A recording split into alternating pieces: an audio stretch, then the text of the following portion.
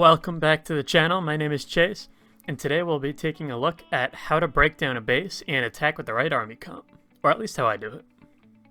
When planning an attack in war, I always start with the army I'm currently using, whether that be a new strategy I'm trying to learn, or one that I feel comfortable with already.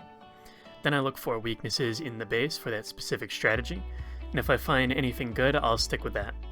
If not, I move on to my next strategy.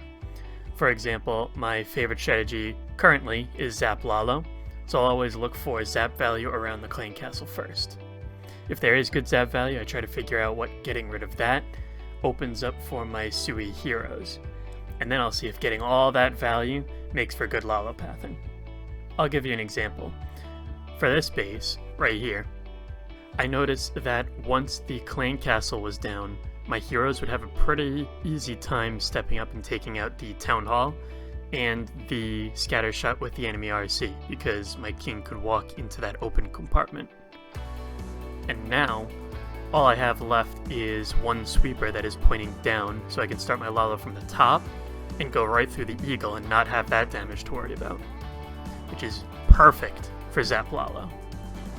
I also noticed that once all that value was down, the air defenses were near a lot of splash damage and high damage buildings, so when my hounds got to them, they'd actually tank a whole bunch of those defenses so that my loons can go in and take them out, as you can see right here. Now my balloons get to the eagle, no problem, without taking any damage whatsoever. And now I just have to warden over the scatter, and this base is crushed. So if you go back to the beginning, you'll notice I didn't get that much zap value.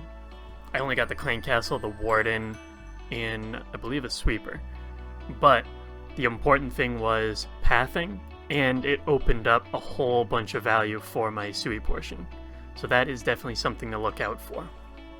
And actually, when I look back at it now, I probably could have 5 lightning and 3 quake to the clan castle to take it down, because then I could use the 3 quakes on the multi-inferno, and then my RC would be able to one-shot it with her ability.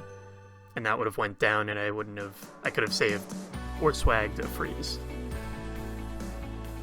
But that's also why it's always good to go over your replays and see what you could do better, because then you learn. So we'll hop right into the next replay. On this base, Dion chose to use Hybrid because he thought it would be a pretty easy funnel into the town hall with his queen charge, and then you notice there wasn't too much damage around it, so it would be pretty easy to keep his queen alive. We noticed there were 3 air expos on the base, and the air defenses were all on the outer edge and away from the scatters, so Lalo would be pretty hard to do. So Hybrid it is. With Hybrid, I generally look to see how I can secure the town hall with either the queen charge or the hogs and miners. In this case, we're doing a queen charge, but if you were to do hogs and miners, you just send them through the town hall, and then the warden ability soaks up the giga bomb and all the damage around it. Pretty simple. But in this case, the town hall was an easy grab. He takes it out no problem, and now he has to choose where to send in the Hybrid. Now, in this case, the queen did not get either of the scatter shots, so what you want to do, if you haven't taken out either scatter, is you want to take on one at a time with the Hybrid. That is why he is coming in from 10-ish with the hogs and miners, because if you came in and faced both scatter shots at once, they would do so much splash damage that your heal cannot heal through it, and you're just gonna lose everything. And now, right here, you'll see why Hybrid is such a strong strategy. Since the queen was finished with the town hall, she didn't have too much damage on her. She could have either walked down towards 9 o'clock or down towards 3 o'clock. Since she walked down towards 9, the healers swapped onto the Hybrid, and now they're just topping off all the miners and hogs and keeping them alive, which is fantastic. But if she walked down towards 3, she would have stayed alive, and the queen could have reached over and taken out the eagle and taken out all the defenses on that side, so it was a win-win no matter what. That is why Hybrid is one of the strongest strategies in the game. And you can see the healers stayed alive the entire raid, and they're going to keep all the miners and hogs healed full. And they're going to deal with that multi-inferno no problem. Eagle is gone, and the base is crushed. So, nice hit, Dion. And let's go to the final point where I'll share some weaknesses that I like to look for when deciding what to use for a base. So, if a base has 3 or more ground bows, I think air. And for air X bows, I usually look for queen charge value. Most of the time, for multi-infernos, I look at super witches. And for single infernos, I plan for regular witches, or Lalo, or Yetis. Although Yetis are good for multis too. Also with these strategies, minus Lalo, I like to see if one jump spell can open up most of the core, because Yetis and witches don't really like beating through walls. Clumped bases are good for E-drags, especially when you can chain from a storage onto an air defense in the beginning.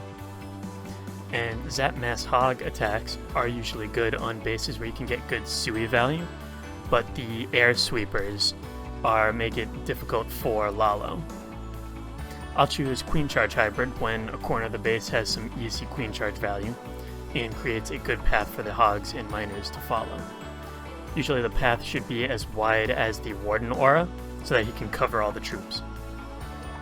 You can force Queen Charge Hybrid and Zap Lalo into most bases, and that's kind of why I chose those strategies. So when working as a team to break down a base, I'll take into account all of these weaknesses because our team likes to use a lot of different strategies. I'll always start with zap value. I look to see if any high value buildings are close together for maximum zappage. Then I figure out how good the pathing will be if I eliminate those buildings for strategies like Zap Lalo, for hybrid, mass dragons, witches, yetis, you name it. At Town Hall 13, I will always look for opportunities to use the Royal Champion trick. And if you don't know what that is, you can watch my previous video here to find out. When we're planning on voice, we usually kind of just shout out random things we see, and most times at least one of us will see a strategy they like and give the team the rundown. If you can't voice with your clan, then I'd recommend using the clan chat to help out your team. They may not see the same things you do and vice versa. Other than that, I'd also recommend prioritizing the strategy you're most comfortable with, because even if the base isn't entirely weak to it, you will do so much better with what you know. But if you're open to learning a new strategy, don't be afraid to try it out. Anyways, I hope you enjoyed the video and hopefully learned something new. If you did, definitely consider subscribing because I'll be bringing you more content in the future. Thanks for watching, see you next time.